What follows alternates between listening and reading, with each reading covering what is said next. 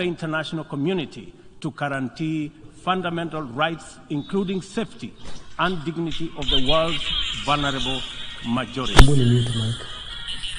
It is also for this reason that many nations, especially from the global south, now advocate for the democratization of the global governance and a reimagined multilateralism that is inclusive and works for the good of all.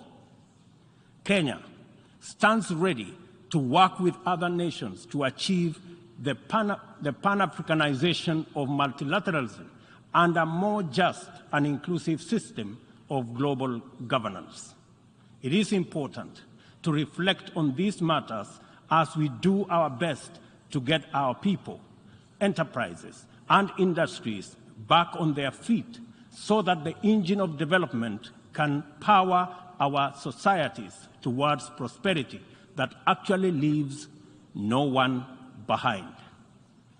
Building back better is the universal rallying call to incorporate lessons learned into doing more in a better way to recover from the shock.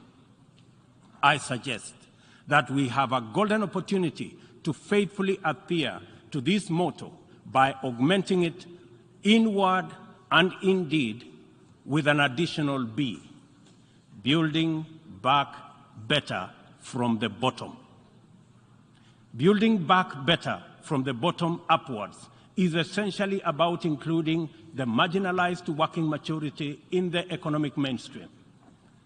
The bottom millions relentlessly wage their daily battle for survival in a crowded arena characterized by scarcity of opportunity and generally precarious existence.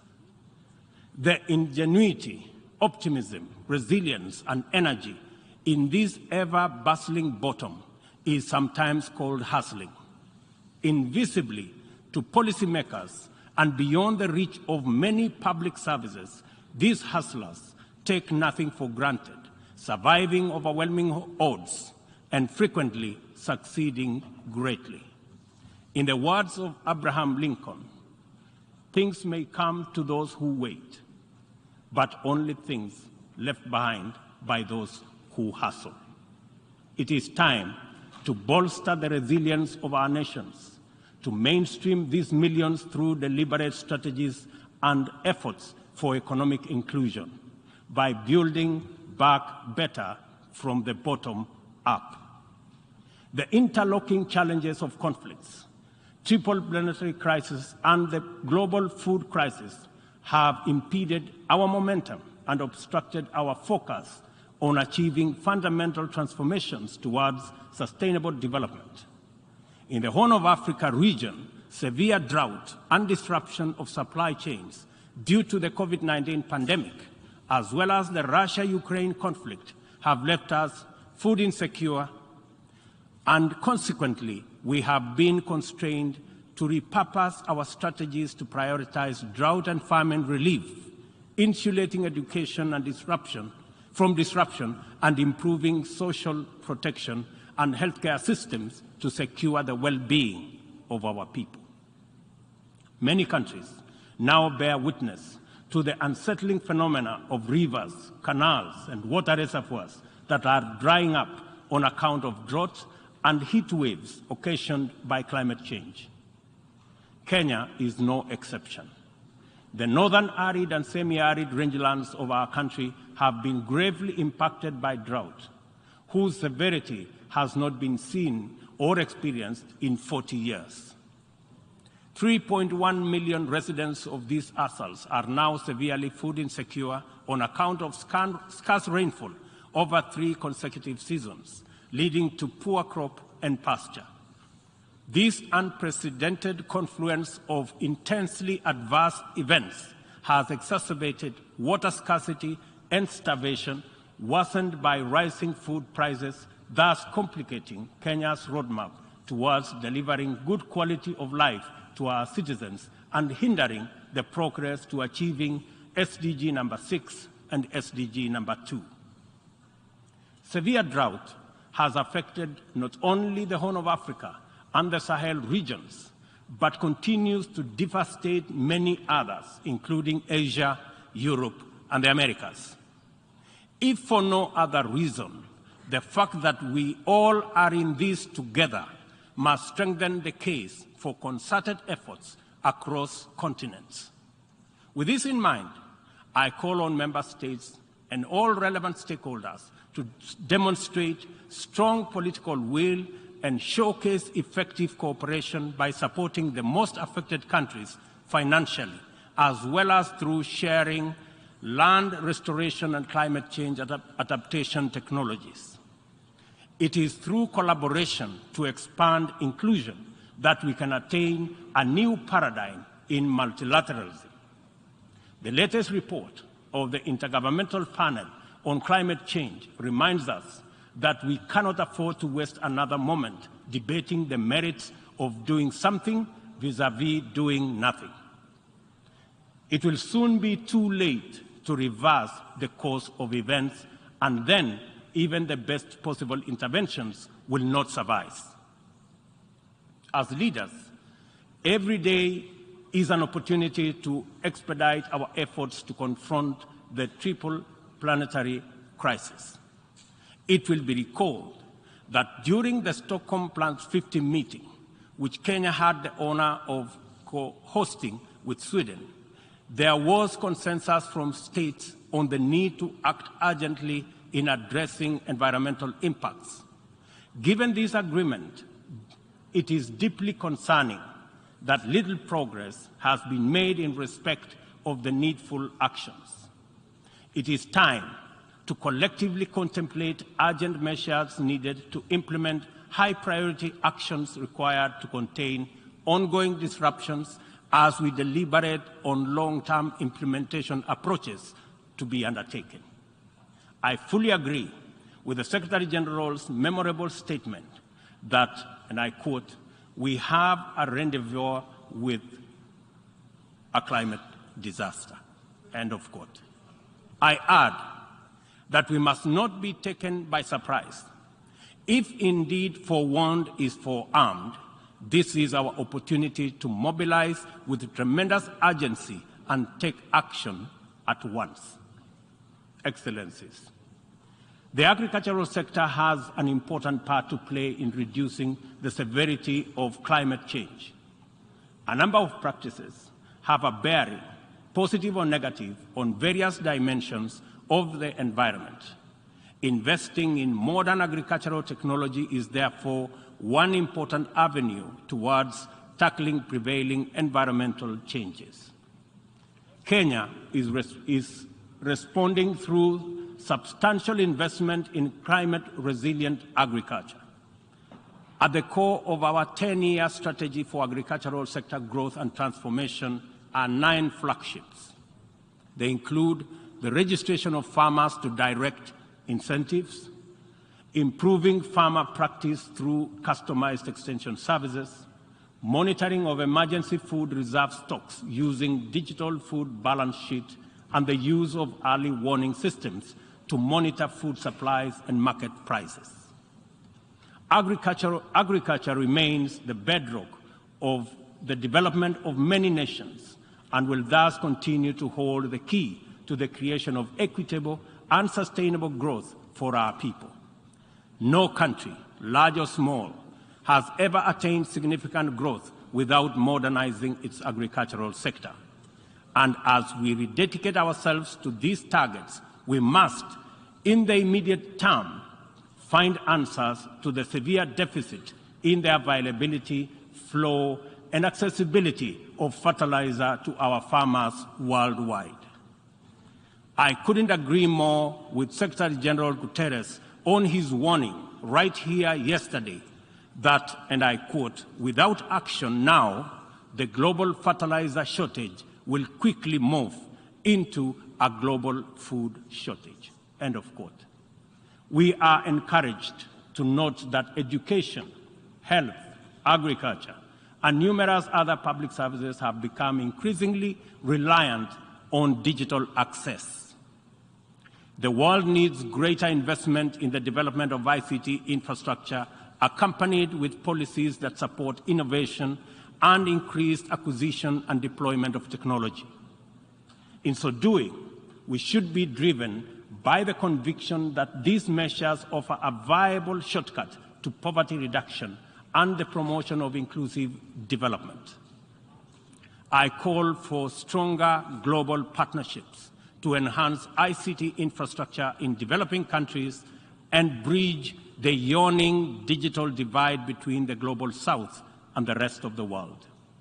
Excellencies, this 77th session of the Assembly follows the commemoration of the 50th anniversary of the United Nations Environmental Programme, UNEP, at 50, as well as Stockholm plus 50, and the 4th United Nations Ocean Conference in Lisbon. Outcomes of these conferences demanded real commitment to address global environmental concerns as a matter of urgency and for a just transition to sustainable economies that work for all people. The March 2022 landmark resolution of the 5th United Nations Environmental Assembly in Nairobi to end plastic pollution is a decisive signal to the world that the world is prepared and motivated to act on this menace. Kenya is committed to work closely with other nations to pursue legally binding instruments aimed at bringing an end to plastic pollution. As the host nation to UNEP and the UN Habitat, Kenya affirms that these critical United Nations agencies have an indispensable role in the promotion of environmental sustainability globally, as well as developing socially and environmentally sound and sustainable cities. In keeping with its strong commitment to multilateral institutions, Kenya has made available more land for the United Nations office in Nairobi to facilitate the upgrading of its complex. I take this opportunity to call on member states to complement this contribution through enhanced financing to adequately modernize the UN facilities in Nairobi. Kenya remains a strong advocate for making the sustainable use of oceans and blue economy resources a development priority, holding the firm belief that significantly increased investment in this essential sector can end hunger, can also reduce poverty, create jobs, and spur economic growth. I urge the Secretary General to continue calling attention to the urgent need to develop this vital sector. In particular, I call on developed countries to invest in sustainable fishing, protect marine ecosystems, and share ocean-based climate solutions with developing countries. For our part, I am pleased to report that building on the historic 2018 Sustainable Blue Economy Conference in Nairobi, Kenya is reviewing its national blue economy strategy to strengthen community structures in participatory management of freshwater, coastal and marine resources and ecosystems. The strategy is expected to contribute to our economic development through food and nutrition security, coastal and rural development, and income increases along the aquaculture value chain. It also enhances maritime transport and tourism. We invite development partnerships to invest in Africa towards building capacity to sustainably utilize marine resources. We must rally together to make the best use of Africa's vast blue resources in developing our economies while meeting our climate targets. As we look forward to the 27th Conference of Parties to the United Nations Framework Convention on Climate Change, COP27, scheduled for Sharm el-Sheikh in Egypt, it is logical to expect that member states will shift their attention towards the development and implementation of frameworks for climate change mitigation. Accomplishment of pending actions by member states is essential for the implementation work that lie ahead. I therefore call upon all of us to urgently deliver on all commitments made towards climate change financing. On this matter, it is critical to emphasize that we are running out of time. Over the past decade, Kenya has sustained its aggressive pursuit for rapid socio-economic transformation through three principal roadmaps. First is the Kenya National Vision 2030. Second, the formal long-term blueprint aimed at transforming Kenya into a newly industrialized, upper middle-income country, providing high quality of life to its citizens in a clean and secure environment by 2030. The second has been the Africa Union's Agenda 2063, and the third, the Sustainable Development Goals. Kenya looks towards tapping into a variety of resources to catalyze the achievement of these interlocking and mutually reinforcing objectives. The disruption and ensuing crisis due to COVID-19 pandemic compelled us to diversify our focus into new interventions, including economic stimulus program, a COVID-19 economic recovery strategy, and a COVID-19 socio-economic re-engineering recovery strategy, all aimed at mitigating the adverse impacts of the pandemic. I confirm that we have done the best of everything we could in the circumstances. Nevertheless, it is not enough. Kenya and the rest of Africa, like other developing nations, are in need of greater international partnership and cooperation to avert economic crisis in the wake of the pandemic. Developing countries, being heavily burdened by external debt servicing, run the risk of losing development gains due to the shocks inflicted by the pandemic and associated disruptions. I call upon global financial institutions and the international community to take urgent measures and release all existing financial instruments to provide much-needed additional liquidity and secure better fiscal space for developing countries like Kenya to enhance social investment, support climate change adaptation and mitigation, and address security needs and resolve development financing challenges.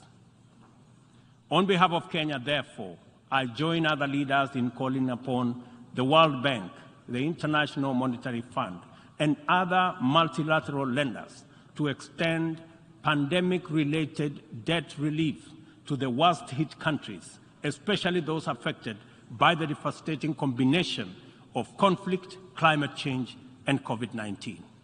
Furthermore, I urge the G20 to extend and expand the scope of the common framework to suspend or reschedule debt repayments by middle-income countries during the pandemic recovery period. At this point, I would like this distinguished assembly to take a moment and consider the peace and security landscape, a landscape currently beset with multiple challenges, yet abounding with considerable opportunities. Our home region of East and Horn of Africa is in particular burdened by significant conflicts and challenges with implications for the region's development. We stand on the cusp of first opportunity for galvanizing confidence-building measures to generate and sustain momentum towards sustainable peace. In its role as an anchor state in the region, Kenya has sustained our investment in diplomatic efforts to find lasting peace in multiple situations within and beyond the region. Although some processes have yielded undeniable success, challenges remain. I therefore strongly reiterate our call for partnership towards confidence-building measures and urge more concerted efforts towards sustainable peace and stability. Kenya is currently serving in the United Nations Security Council. I am proud to confirm that our engagement over the last 2 years has prioritized regional peace and security, countering terrorism and violent extremism, peace support operations, climate and security as critical contributions to the collective efforts to build a safer, more prosperous and peaceful world. I am also proud to state that Kenya has continued to champion closer cooperation between regional mechanisms and the Security Council as an effective means to achieving international peace and security. Kenya continues to advocate the renewal of the Africa Union security architecture, which draws comparative strength from the highly productive complementarity between the United Nations, the Africa Union, and the regional economic communities.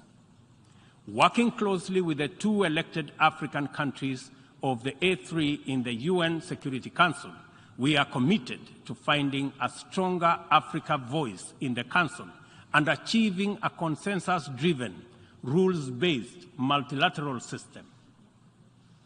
It is our manifest intention to see greater Pan-Africanization of the global agenda in order to make multilateralism work for the people of the world in their diversity.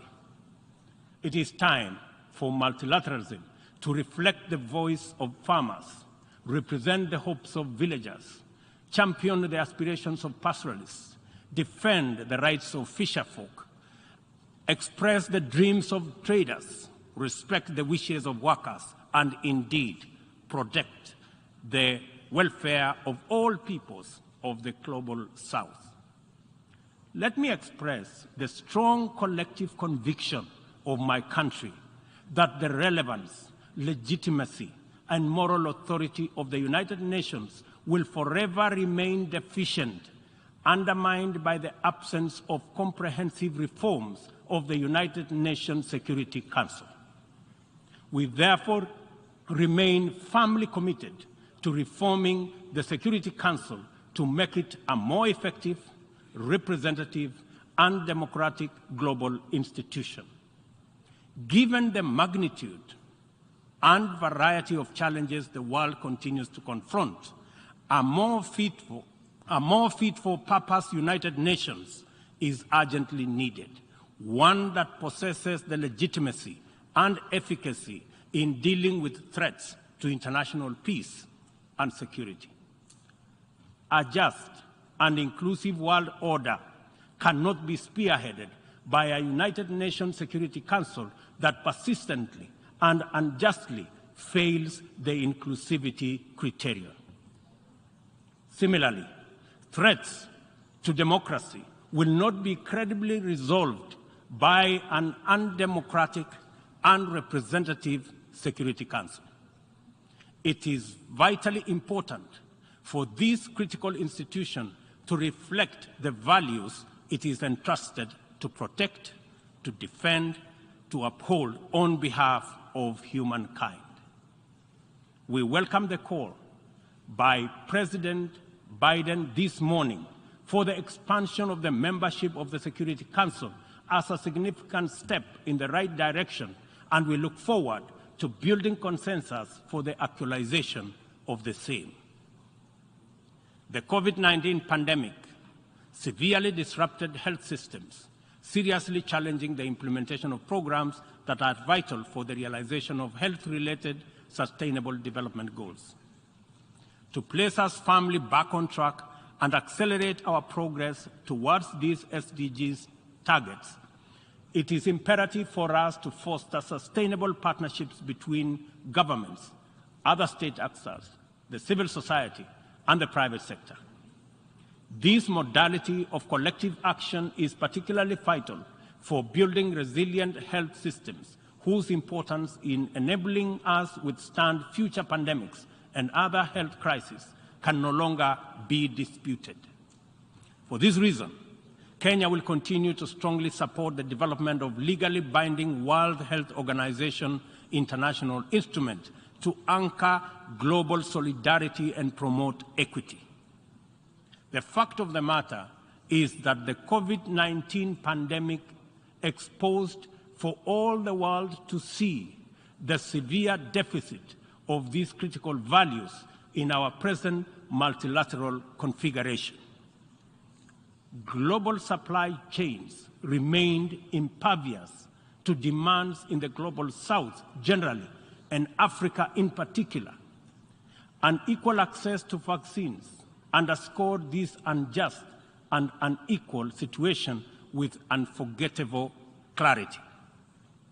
Whenever human life, security, and welfare is in jeopardy, it is immoral to administer interventions through frameworks that are anchored on fundamental inequality.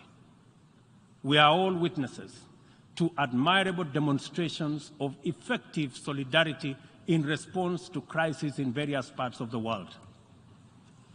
Our knowledge of the possibility of spontaneous yet resolute global solidarity reinforces the African exception as particularly repugnant. From genocides and civil conflict to famine and pandemics, the African continent is consistently left behind to bear the brunt of weak solidarity and disastrous failure of multilateralism. History indicates the last time Africa was the focal point of strong and effective multilateralism and multilateral consensus was during the Berlin Conference of 1884-1885, and the character of the ensuing interventions casts a long shadow to date. Not to put too fine a point to it, the failure of multilateralism during crises which relegate the people of Africa outside the cycle of moral consideration and normalizes humanitarian neglect and other casual injustices are failures of humanity.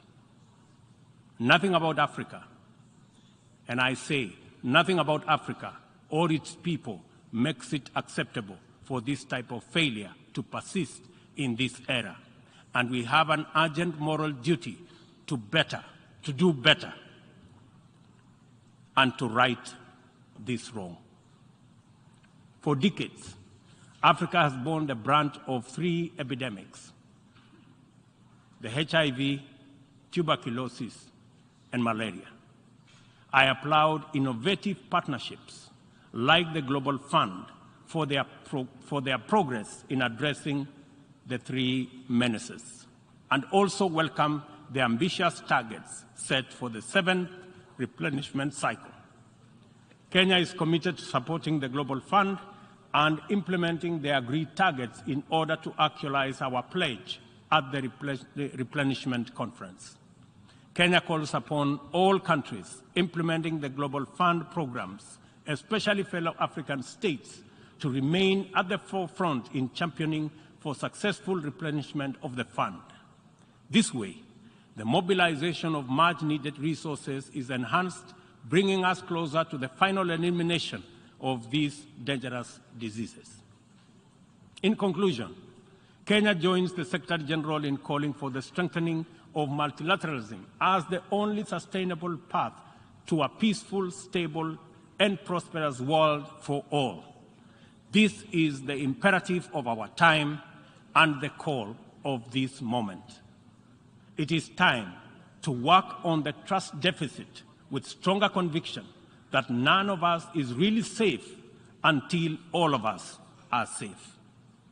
The theme of the 77th session, and I quote, "a watershed moment, transformative solutions to interlocking challenges," end of quote, demands that we recognize the crises we must confront are interlinked in a complicated way. They can only be effectively addressed through more imaginative strategies and innovative formula. A population of 8 billion people in a densely networked world increasingly looks up to the multilateral system as the anchor for their individual aspirations directly and indirectly through robust national frameworks. Increasingly, therefore, the United Nations system is expected to be responsive to these needs, and for the proceedings in this forum, in a forum like this, to speak to ordinary people in far-flung reaches of our incredibly diverse globe. It is impossible to address all their individual needs directly, but it is possible to respond to all of them by speaking with conviction to the universal values of equality, inclusion, justice, solidarity, and collective action, and by making sure that all our interventions effectively reflect them with clarity. The integrity of the international order must be measured by the distance separating our resolutions, consensus, and agreement from decisions, actions, committed interventions, and effective solutions. A watershed moment, therefore, demands that we reduce that gap drastically and quickly. Kenya pursues numerous essential domestic agendas through the multilateral framework. We are heavily invested in the strength, effectiveness, and eventual success of all interventions formulated by the United Nations. It is important that the output of this and other similar fora achieve immediate resonance in the minds and lives of our youth still seeking opportunity to express and actualize themselves, our farmers working to feed nations, our Juakali entrepreneurs striving in pursuit of success in the informal economy, and our professionals who formulate policy, implement strategy, and monitor service delivery in public and private sectors. Africa places immense value in the international community and the tremendous possibilities it can unlock through inclusive, sustainable, and effective action to transform the lives of our people and establish lasting peace, security, and shared prosperity. This watershed moment is our chance to turn the key and open this door of opportunity. We can make progress in addressing the triple global threats and liberate ourselves from the shame of past failures of multilateralism. At this watershed moment, we must not only choose, but also act decisively to bequeath our children and their children a greener, safer, healthier, and more abundant earth. Let us do it together, inclusively, multilaterally. I thank you.